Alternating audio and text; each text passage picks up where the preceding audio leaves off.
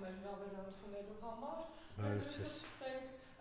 Թրամփ-Պուտին-Զելենսկի այդ բանակցություններից։ Մի քանի օր առաջ տեղի ունեցավ Պուտին-Թրամփ հեռախոսազանգը, որը տևեց 2.5 ժամից ավել եւ երկու կողմներ գնահատում էին բավական դրական, ինչից հետո նաեւ տեղի ունեցավ Պուտին-Զելենսկի հեռախոսազանգը եւ դրանից հետո Զելենսկին բավական բուրըն հայտարարություններ էր անում, բայց չնայած այդ ամեն ինչին երեք գիշեր ուկրաինական կողմը շարունակում էր ԱԹՍ-ներ ուղարկել ռուսական կողմ, խնդրեմ ներկայացրեք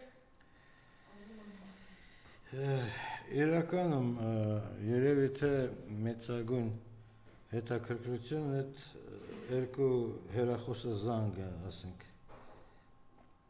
ներկայացրել, այդպես կասեմ, հանրության ուշադրությանը ու այդ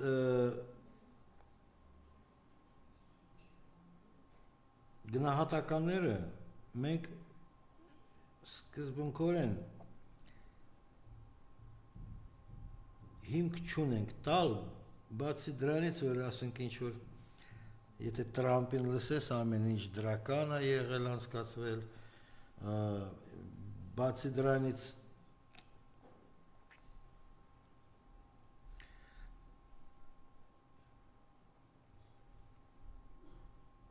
կան պաշտոնական հայտարարություններ, օրինակ Սպիտակ տանը եւ Կրեմլի վարչակազմի կողմից տրված ու այստեղ զգալի տարբերություն կա։ Եթե ամերիկյան աղբյուրների տվյալ դեպքում Սպիտակ տանը ուրեմն մամուլոցարությունը հիմնականապես ասենք ինչ որ ընդհանուր գնահատականներ եւ հայտարարություններ էր անում, չմանրամասնելով թե լավ շատ դրական մթնոլորտը ինչումն է, ասենք, կայանում, ինչն է եղել դրական այդ հեռախոսազրույցի վաղտ, ապա Կրեմլի հայտարարության մեջ նույնիսկ, ասենք, կարելի ասել ոչ ամեն ինչը, բայց գոնե ինչ-որ մի բան պարունակվում է կետ առ կետ, որ էս ենք խոսացել, էդ ենք խոսացել, ու ստացվում է մի հետաքրքիր պատկեր, եթե համադրենք այդ երկու հայտարարությունները։ Տրամփը ու Պուտինը պրակտիկորեն չեն անդրադարձել ուկրաինական հարցին։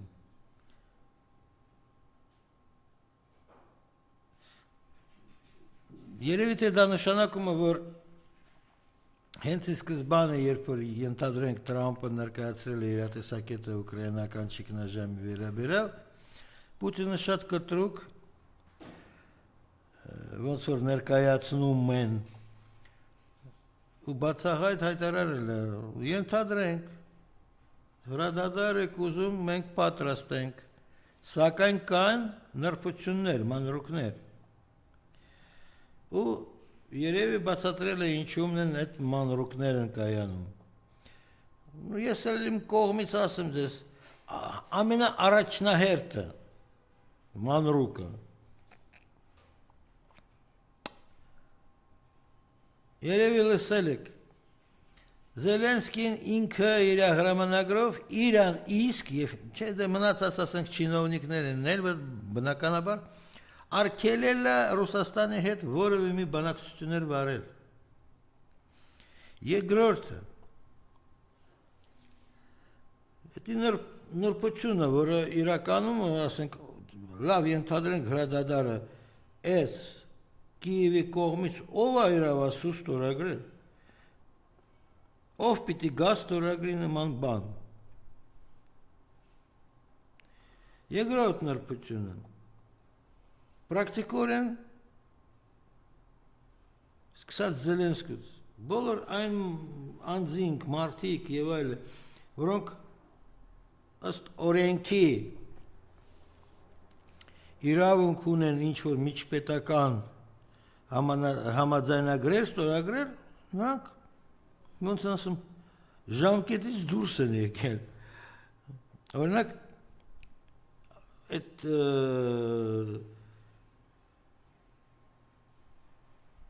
ոնց էր Վենսը, Վենսը, ազգանունը Վենսը, ոչ միայն Վենսը, նույն Տրամփն է ասել, որ Բալիկ ջան, պիտի կայանան ընտրություններ, որպեսզի իմանանք ով է ձեր Ուկրաինայի նախագահ, որտեղ դու նախագահ չես արդեն, որերորդ ամիս։ Եվ բոլոր մանրուքները եկեք չթվարկենք, էլի թող դերևս այդ երկու մանրուկը լուծվի, չնայած բնականաբար կան ուրիշ հարցեր, օրինակ, բայց այդ ինչպես պետք է, ինչ ասում են վավերացվի, ինչպես պետք է լինի, ասենք, վերահսկողություն, որ կողմերը մնան հավատարիմ իրենց տված, ասենք, ինչ-որ պարտականություններին և այլ խոստումներին, ինչպես դա պետք է լինի, որովհետև ընդհանուր առմամբ Ուկրաինայի Ռուսաստանի Դաշնության սահմանը 2000 կիլոմետրից ավել է։ Կարող եք պատկերացնել։ Դա մի փուչուրիկ, ասենք, մարզը չի, մի փուչուր քաղաքը չի։ Բավական մեծ տարածություն է 2000 կիլոմետր։ Ու սա այդ ուրեմն կիլոմետրաժը, ասենք, վրեն պետք է անպայման սահմանվի չգիտեմ ինչ կարգի կարող լինի, ասենք, վերահսկողություն։ Ու բոլորը գիտեն, որ Ռուսաստանը կտրականապես դեմ է, որ Ուկրաինայում տեղակայվեն ինչ-որ մի եսիմ ինչ ՆԱՏՕ-ի, ՄԱՏՕ-ի, թե ում զորքեր։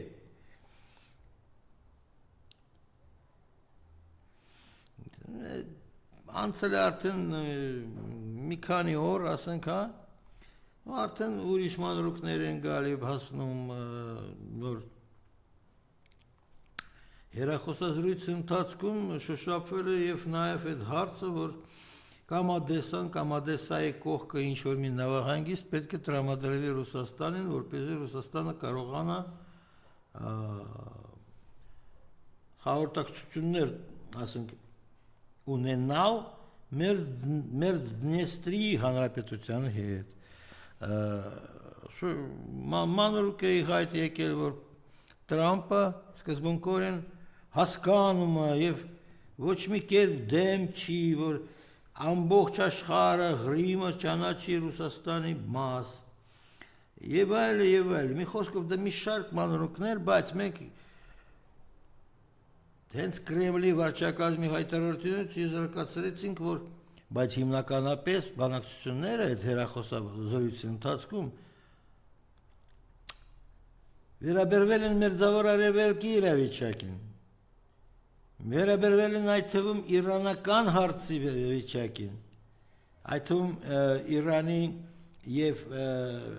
համաշխարհային հանրության այդպես կոչված միջուկային գործարքի, ու մենք իմանում ենք հետաքրքիր բան, որ կողմերը, այսինքն ԱՄՆ Ռուսաստանը, միակարծիք են միայն մի հարցում, այո, Իրանի կողմից չպիտի լինի տեղի ունենա ինչ-որ մի հնարավորություն ոչնչացնել Իսրայել պետությունը, իսպար ոչնչացնել։ Բայց, տեսեք, այդ նախադասությունը նա միաժամանակ բացում է մյուս հարցերը։ Մյուս հարցերում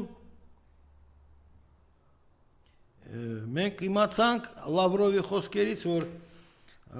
Ռուսաստանը կտրականապես դեմ է, որպեսզի լինի նոր ինչ-որ մի միջուկային գործարք Իրանի հետ։ Հակառակը Ռուսաստանը և տվյալ դեպքում կարամ ավելացնեմ Չինաստանը պնդում են, որ այդ ԱՄՆ-ն պետք է վերադառնա այն 2015 թվականի միջուկային գործարքի շրջանակները, որոնց որ ինքը դուրս է եկել միակողմանիորեն, այլ նոր դրանից հետո պետք է լինեն ինչ-որ ուրիշ բանակցություններ, բայց դա արդեն կողմերի բարի ցանկությամբ, ոչ թե պարտադրել կամ շանտաժի ենթարկել Իրանի Իսլամական Հանրապետությանը, ու մենք վերջերս ենք իմացել, եթե չեն սխալվում 3 չի առաջոր են հայտարարել, թե Էմիրությունների բանագնացը բերել է իրանացիներին հանձնել է ինչ-որ մի Տրամպի նոր նամակ, ու որտեղ որ Տրամպը իբր թե, այդպես ասած, շնորհում է նվիրում Իրանի 2 ամիս ժամանակ, բայց որպեսզի կնքվի նոր միջուկային գործարք։ Դե եկեք երկար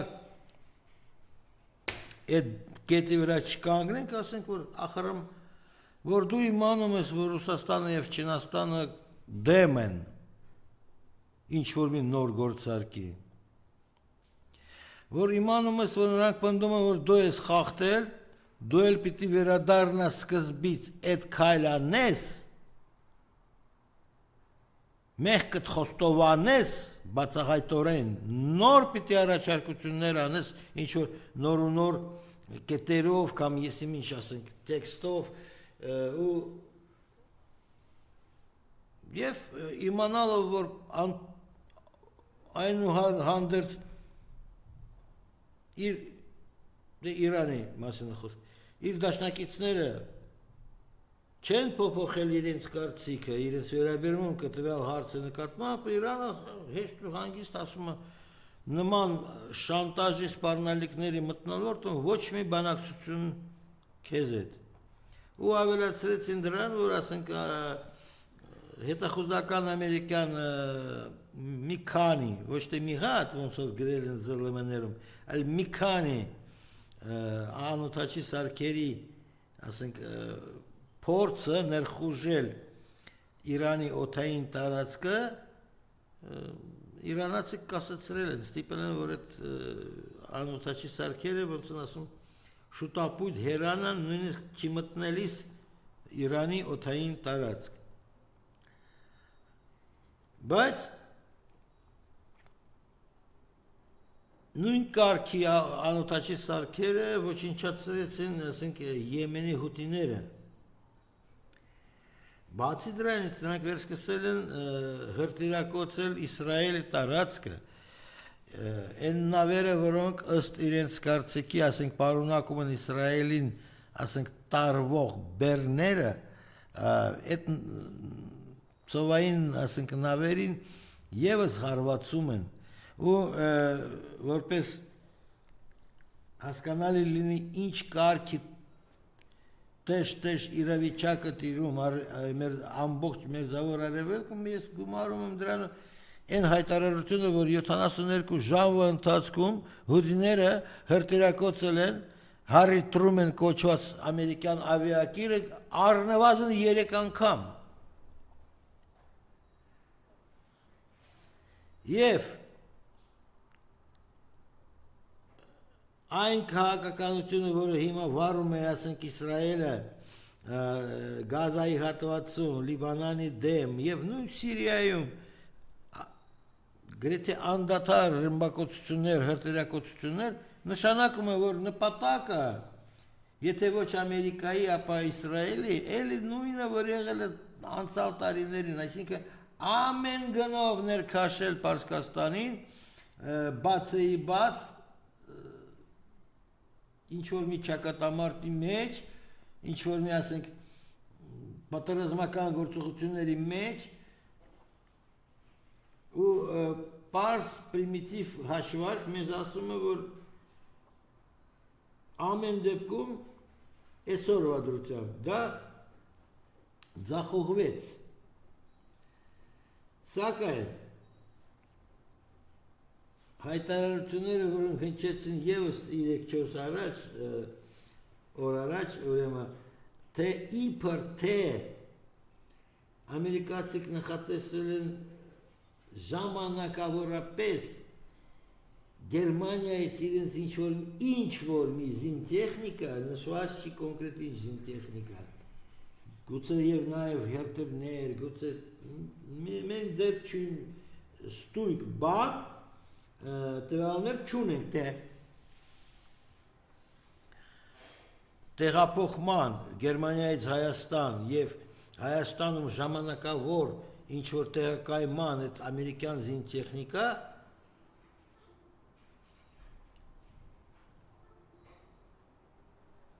դա ինչ է։ Օրինակ ըստ ինձ դա պատերազմի նախաշեմ է։ Բնականաբար այդ պատերազմը ցանկանում են հրահրել եւ Հայաստանի տարածքից եւ Արցախի օկուպացված տարածքներից եւ Կովկասյան թաթարներին պատկանող տարածքներից եւ ահա թե ինչու ըստ դերևս չհաստատված տվյալներին, բայց հայտարարվում է, որ Իրանը ուժեղացրեց իր հյուսիսային եւ հյուսիսարևմտյան սահմանների երկայնքով տեղակայված բոլոր ստորաբաժանումները, լինի դա բանակ, լինի դա կորպուսի ուժերը եւ աջակցող ուժեր, այսինքն ինքը Իրանը շատ հեշտ ու հանգիստ մեկնաբանում է նման կարգի հայտարարություններ, որոնք հնչում են ԱՄՆ-ի կողմից, որպեսզի պատերազմի հրաման։ Ու Իրանը շարունակում է պատրաստվել հետ մղել ցանկացած հարձակումը, որտեղ որ չի լինի։ Նման կարգի փորձ որտեղ որ չի լինի։ Բայց սպասում է հիմնականապես որ փորձերը կատարվելու են հյուսիս-արևմտյան եւ հյուսիսային կողմերից, այսինքն Ալիևի ռեժիմի պատկանող տարածքներից եւ Թուրքիայից, չէ, գուցե եւ Հայաստանի կողմից է սպասում։ Եթե Հայաստանը համաձայնություն է տվել, որպեսզի ամերիկյան զինտեխնիկա ինչ որ պայմաններով, ինչ որ նպատակների համար, թեկուզով ժամանակավորապես տեղակայվեն ստեղ։ Գիտեք ինչ եմ ասում։ Նախ եւ առաջ չեմ հավատում, որ ամերիկյան զինատեսակների, զինտեխնիկայի բավական թվով մասնագետներ, ասենք ռազմական մասնագետներ են ունենում ստեղ։ Ու եզրակացնում եմ, ախրում եթե ամերիկյան զինտեխնիկա ուզում են ստեղ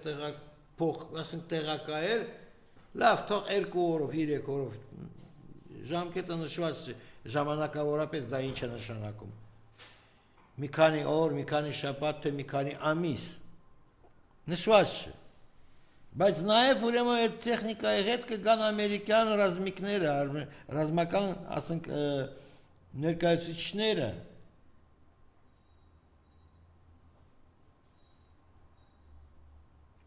Դա շատ բնական է։ Ուկրաինայում շարունակվող հակամարտությունը ցույց է տվել, որ համաձայն եք, որ երևի թե Ուկրաինայում, ասենք, նախապատրաստական կուրսեր ավարտող, ասենք, այդ զինծառայողները երևի շատ ավելի շատ են սովորել կամ սովոր են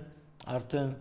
արևմտյան զինատեսակներ եւ զինտեխնիկա օգտագործելու, քան թե Հայաստանում։ Ու այդ մի շարք նման կարգի հարցեր, նրանք ոչ մի փակագծեր չեն հանում մեզ համար, ընդհանրապես որևէ մեկի համար, ու չեն տալիս բացատրություն, թե արդյոք զուտ հայ-ամերիկյան ինչ են ասում զորավարժությունների համար է գալիս այդ ամերիկյան տեխնիկա Հայաստան։ Թե դա այնուամենայնիվ պատերազմի նախաշեմը, պատերազմի Իրանի դեմ պատերազմի նախաշեմ։ Բացատրություն չի գտնվում, բացատրության մի հատ ասենք ակնարկ կամ կիսակնարկ չկա, որ մենք հասկանանք, բայց դա ամեն ինչ հերթական անգամ ապացուցում է, որ ամբողջ մերձավոր արևելքը եւ նաեւ Անդրկովկասը ահավոր պայթյունավտանգ վիճակում է հայտնվել։ Եթե գումարում ենք բոլոր նախադրյալները, բոլոր ասենք տեղեկատվությունները, որոնք հնչում են այդ օրերին, ու այն փաստերը, որ մենք ասենք ուզած-չուզած ստիպված ֆիքսում ենք, որ չէ, Գազայի հատվածում պատերազմը սկսվել է, Լիբանանը գնդակոծվել է, պատերազմը սկսվել է, Սիրիայում չի դատարվում, դատարկ չկա ոչ ցեղասպանություններին, ոչ էլ պատերազմին։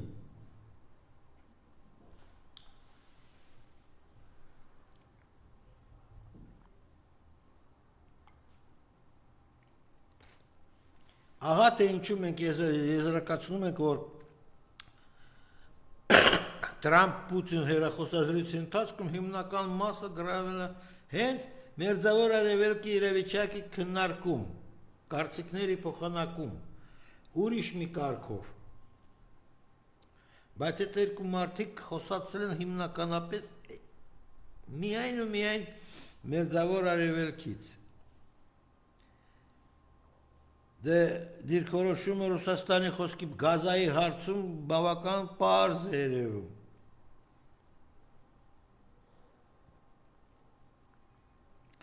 Ու չնայած այդ խոսակցությունների, չնայած որ կողմերը պատրաստվում են նաև նոր հանդիպումների,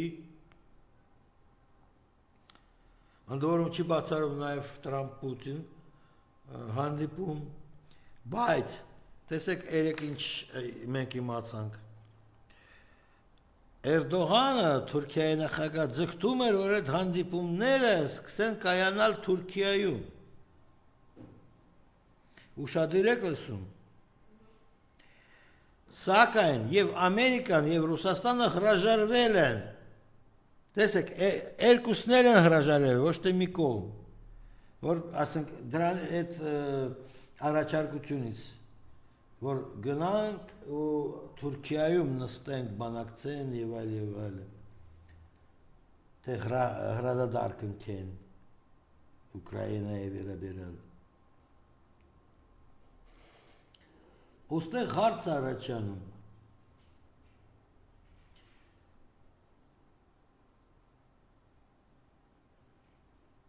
Վերջերս տեղի ունեցող,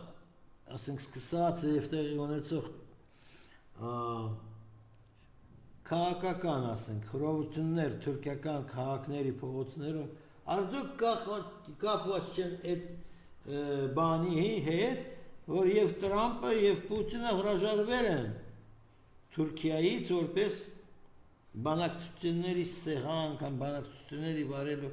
դաշտ։ Շատ հետաքրքիր համընկնում, չէ՞։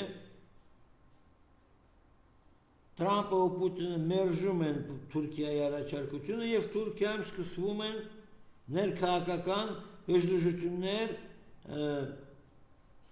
նույնիսկ դժվար ասել դա ինչ բնույթ է կրելու, երկարաժամկետ թե ասենք մի շաբաթ, որովհետեւ արդեն հնչում են մեղադրանքներ, որ Էրդողանը յանի թե նախահարձակ տարբերակով չեզոքացնում է իր ընդդիմախոսներին եւ հավանական մրցակիցներին քաղաքական դաշտում։ Ու դրա հետ մեկտեղ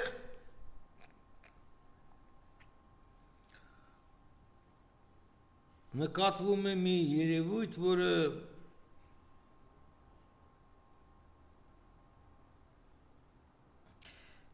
առայժմ, գոնե առայժմ վաղաժամ է մեկնաբանել, սակայն մի տենց հիշեցում կամ ի հիշեցում մեր ունկնդրներին պետք է ասել, որ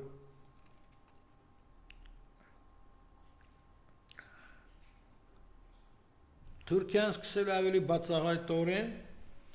այդ ռուս-ուկրաինական ճգնաժամի վերաբերյալ արտահայտվել հոգուտ դրան, որ նա պատրաստ է տրամադրել զորքեր, յանի իբր թե ապագայի զուտ եվրոպական միացյալ ուժերի կորիզ։ Ես դեմ չեմ, որ թուրքական բանակը, թուրքական զինալները թվականակով նատոյական ուրեմն երկրների մեջ ԱՄՆ-ից հետո երկրորդ են։ Ես դեմ չեմ, որ բա մի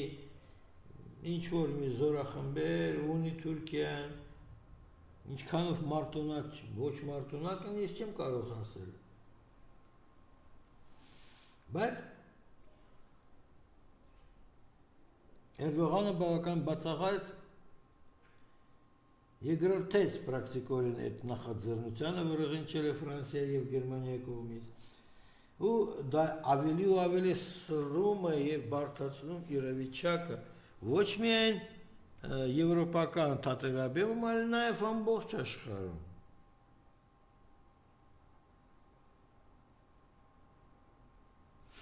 Հիմա մենք գիտենք, որ Իրանի արտգործնախարարություն կանչեց Մեծ Բրիտանիայի եւ Գերմանիայի կարծեմ դեսպաններին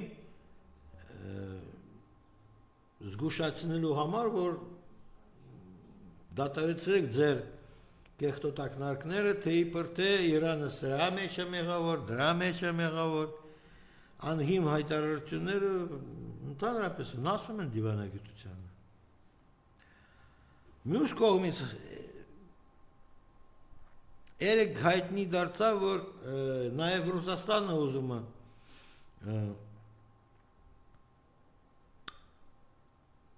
ամեն գնով 24 ժամվա մեջ հեռացնել Մոսկվայից ինչ որ մի բրիտանացի դիվանագետին, մեղադրելով այդ մարդուն, որ նա զբաղված է դիվանագետի, ասենք, ոչ հարիր գործողություններով, այսինքն շպիոնություն է անում։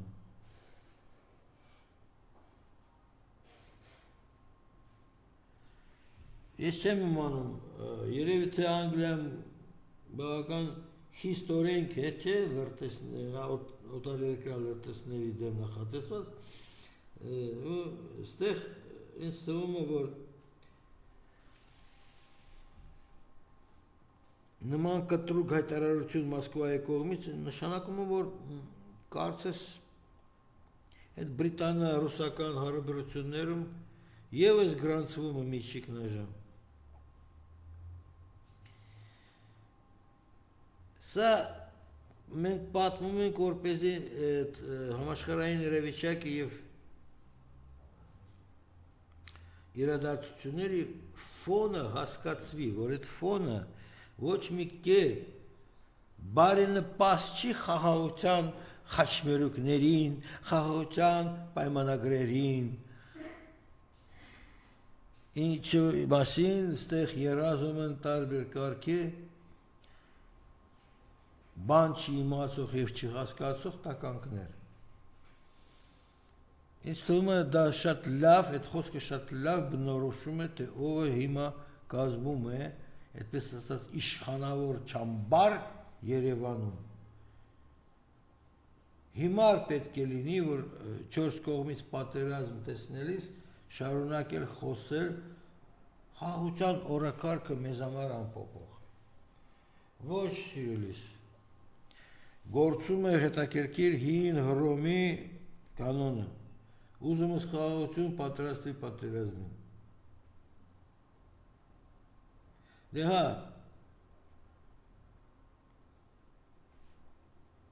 փոքր պետությունները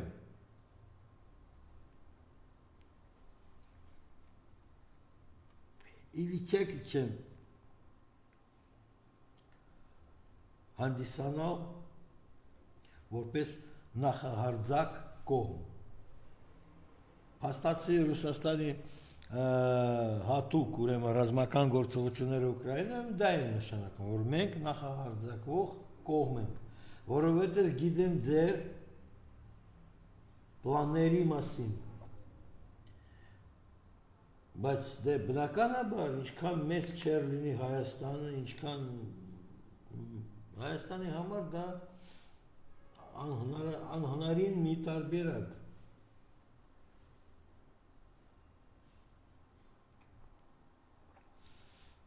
Ու այդ առումով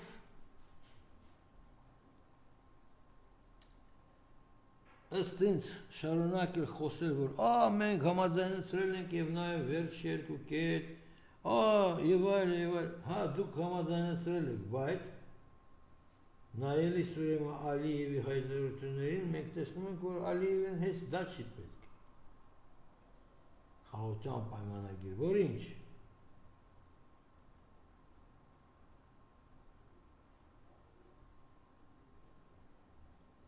Այդ պատճառով մենք մի քիչ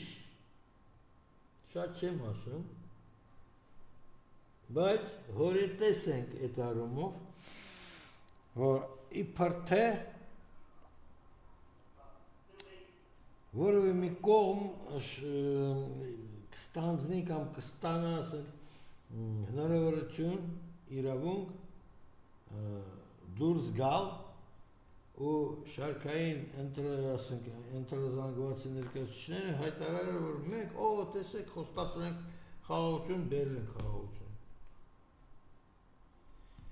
Չի ստացվում խաղաղություն։ Երբ որ 4 կողմից կամ գնում է ընթանում է պատերազմ, կամ էլ սպասվում է պատերազմ։ Հայաստանի խոսքի նման չափսի ուրիշ պարամետրների պետությունները իրենց չեն կարող թույլ տան նման կարգի շքեղություն, այդ շքեղությունը պետք է գա ընթացքում, երբ որ դու վերք ստեղծես, ցավոք սրտի պետք է դա փաստել, որ 7 տարվա ընթացքում բավական հաջող ոչնչացնում են եւ շարունակում ոչնչացնել Հայաստանի զինված ուժերը, բայց նման վիճակներում միայն զինված ուժերի արձի լինելը, զինված ուժերի մի քանի անգամ ստուգված մարտունակության, ասենք պարագայում, դու պետք է ստեղծես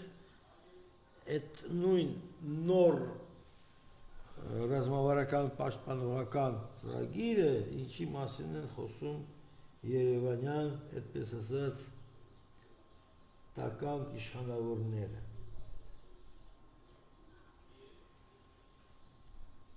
Ու գիտեք, այդ էլ կա,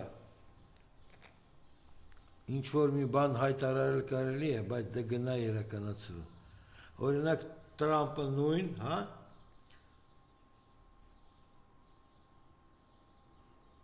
վերջնագիրը ներկայացրել այդ Գազա սեկտորի պաղեստինցիներին։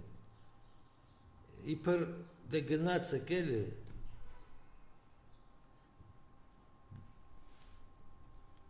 ուրիշ տեղ ապրեք։ Այնին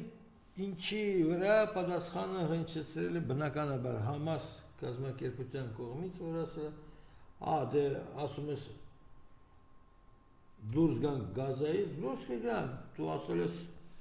որտեղ մենք ցանկանում ենք աջակցեք, օժանդակեք, որ տեղափոխություն, ասենք, լինի շատ բարի, մենք ցանկանում ենք, որ դու 2 միլիոն պաղեստինցի, տեղահանված պաղեստինցի, բերես, բնակեցրես, հենց Երուսաղեմում։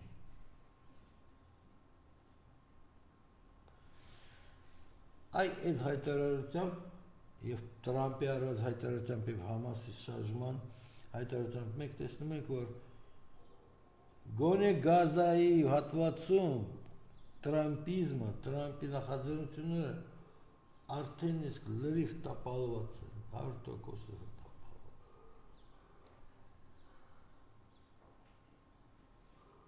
Հիմա արդյոք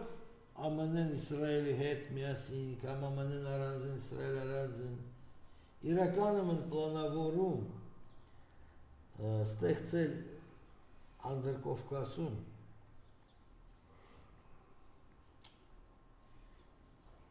զուտ պատերազմական մթնոլորտ ստեղծել։ Ստեղ տեղն է մի օրինակ վերել, դերևս 2010 թվականին, երբ Իրանի հակաօդային եւ հակահրթիռային զորքերը սկսել են խոցել այդ անօտաչու սարքերին եւ այլ դերևս այն ժամանակ 15 տարի առաջ, հա։ Իրանի դիվանագետներից մեկը, երբ հետաքրքրության ասում ուղղակի հետաքրքիր կարող գուցեբանը պարոն դեսպան չի իհարկե զրույցով մարսել, պարոն ենթադրենք դիվանագետ, ինչ կարող եք ասել, դերևս 2010 թվականին պատասխան հղաչել, թե մենք ամեն մի սցենարին պատրաստ ենք, ամեն մի սցենարին, ու հիմա ոչ մեկից չենք վախենում, ու հիմա կարող ենք ի տարբերություն հայերին ոչ թե միայն խոցել նման կարգի տիրախներ էլի, անօտաչի սարքեր եւ այլ նաեւ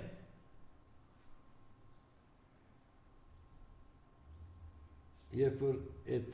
անօտաչի սարքերը դերևս թրիչքի մեջ են, շարունակում են հետախուզել, լուսանկարել եւ այլ, ինչ որ պետքական, ասենք, Ամերիկայի համար պետքական օբյեկտներ են ռազմական, այլ նաեւ մենք ստեղ տեսնում ենք, որ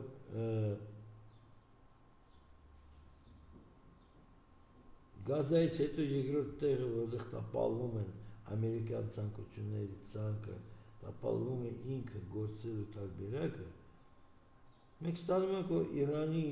եւ դիվանագետները եւ ընդհանրապես Իրանի բարձրագույն ղեկավարություն շատ լավ տեղակ են, թե Անդրկովկասի որ մասում ինչն է իրականանում կատարվում։ Ու դա արդեն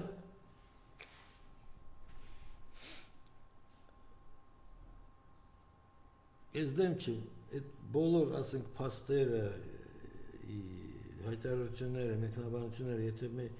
ասենք, մենք փորձում ենք վերլուծել ինչ-որ մի կարգով, բացահայտել իրական իմաստները, օգտագործած խոսքի թե նախադասության, ու այն ժամանակ միայն քիչ թե շատ հնարավոր է, որ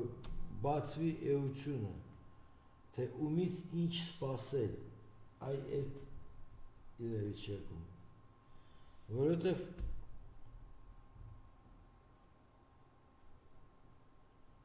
նույնիսկ Չինաստանը այն էլ երբ հայտարարել են, որ Իրանը մեր, ինչ են ասում, շատ վստահելի բարեկամ եւ գործընկեր, հատուկ հարաբերությունները մեր մոտ Ռուսաստանի հետ, այսինքն Չինաստանի հետ բարձրագույն ղեկավարությունը արդեն նախազգուշացրել է ցանկացած երկրին, ցանկացած վարչակազմին, որ ռուս-չինական մերձեցումը գրում է աննախադեպ տեսք ասեմ, թե ծրագիր ասեմ, դա է մի քիչ դժվար է, բնութագրել դա ինչ կլինի, լայնացավալ, թե մի ասեք, պես ասած, մի անգամ հարվածել ենք ու վերջ։ Ոստեղ չես կարող ասես, որ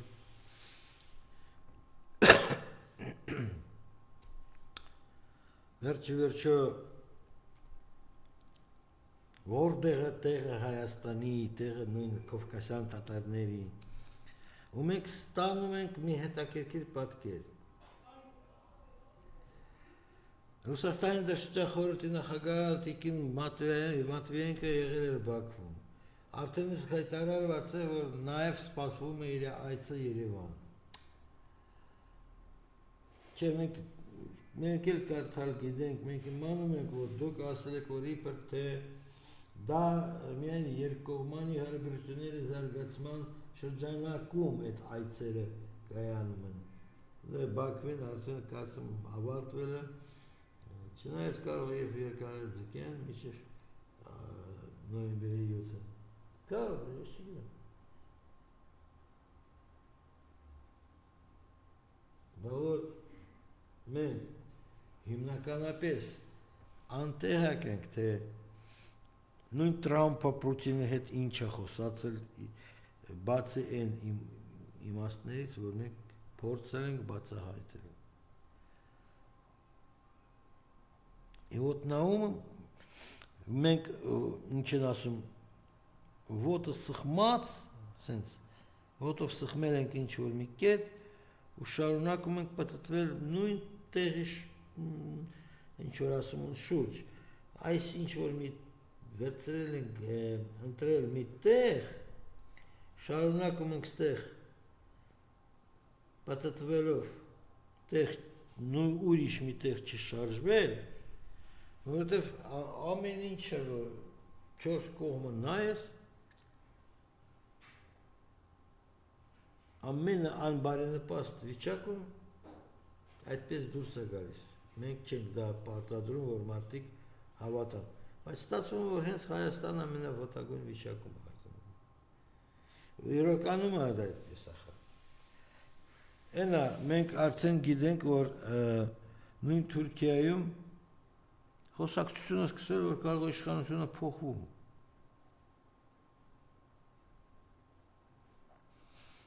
Ու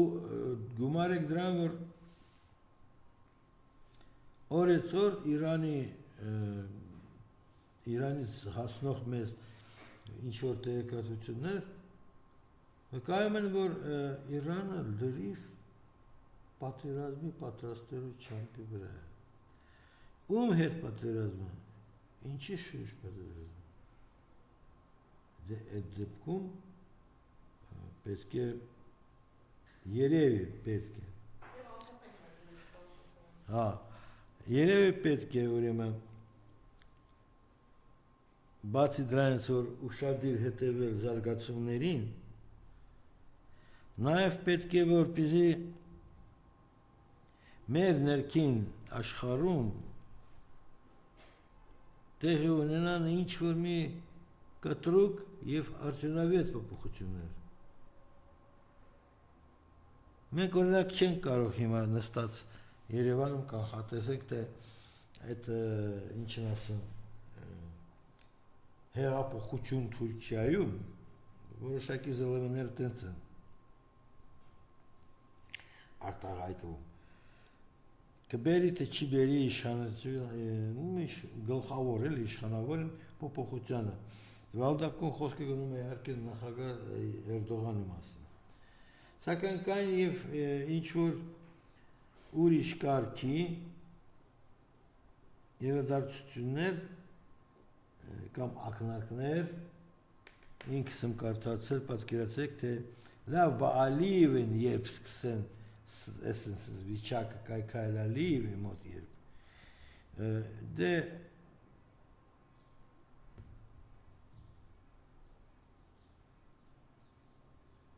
այնուամենայնիվ պիտի արձանագրենք։ Եթե ԱՄՆ-ի նախագահ Թրամփը կարևոր է ընկալում այն փաստը, որ ինքը խոստացել է, որ 24 ժամվա մեջ կդադարեցնի այդ Ուկրաինայում ծավալվող, ասենք հատուկ ռազմական գործողություններ։ Մենք ուզած պետք է սպասենք, որ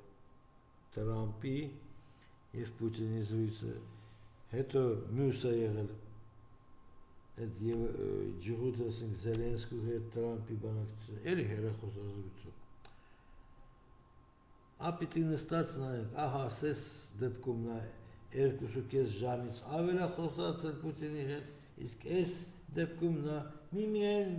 մոտ 1 ժամ է տրամադրել Զելենսկուն, մենք աստիճանաբար դուրս են գալիս են ճիշտ ասած հեչ էլ ծիծաղելի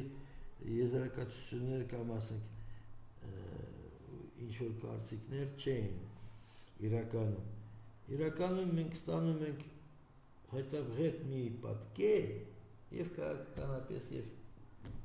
կենցաղային կյանքում երբ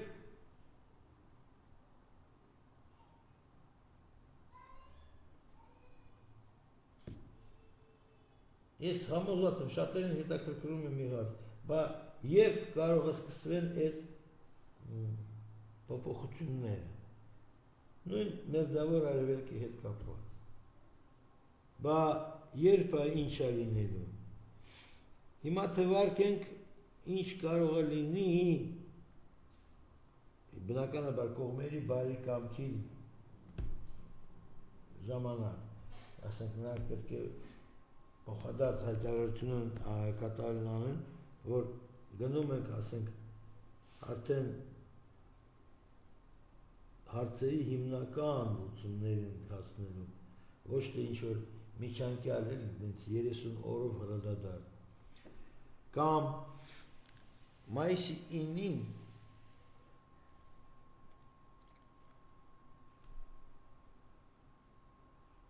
Մոսկվայում այդ մեծ հայրենական պատերազմի հաղթանակին նվիրված ասենք 80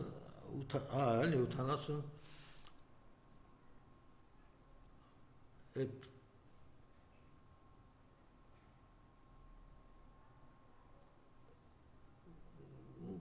միջոցառման տոնակատարություն այդ 80-ամյակին նվիրված պետք է գնան Երևանի գլխավոր այդպես ասած վերջապետ պետք է գնան Քուրդալիևը շատ է ուզում հրավերք ստանալ Էրդողանը որտեղ շոշափում է այսինքն օդում մեջ կան խոսակցություն որ դա կարող է եւ Տրամպը գալու Մոսկվա մայիսի 9-ին մենք չենք կարող ոչ մեկին ասել կամ համոզել որ այո Տրամպը կգա մայիսի 9-ին չկա հաստատում այդ լուրերի բայց ավելի քան թե հաստատված ասենք այս բարբերականը մտապագրվել այն բարբերականը մտապագրվել այն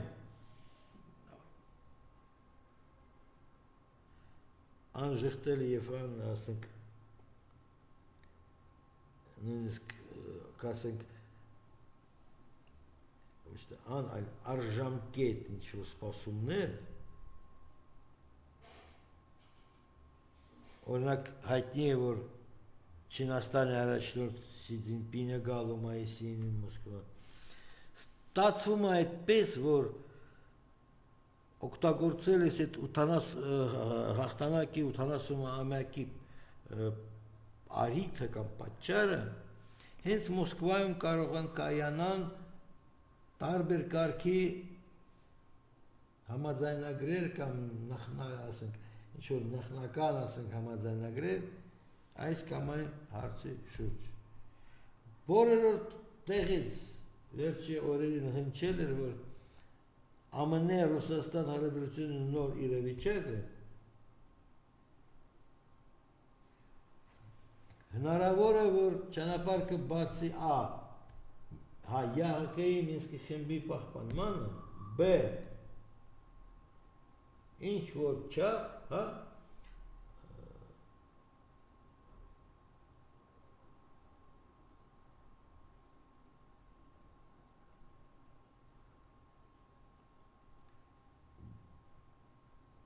այդ կարգի հաշվարկները նրանք մեկը մեզ չեն օգնում հասկանալ այդպես ասած ստորջրյա հոսքեր որոնցից եւ որոշումը ինչ որ կոնկրետ վերջնական ձև կամ տեքստի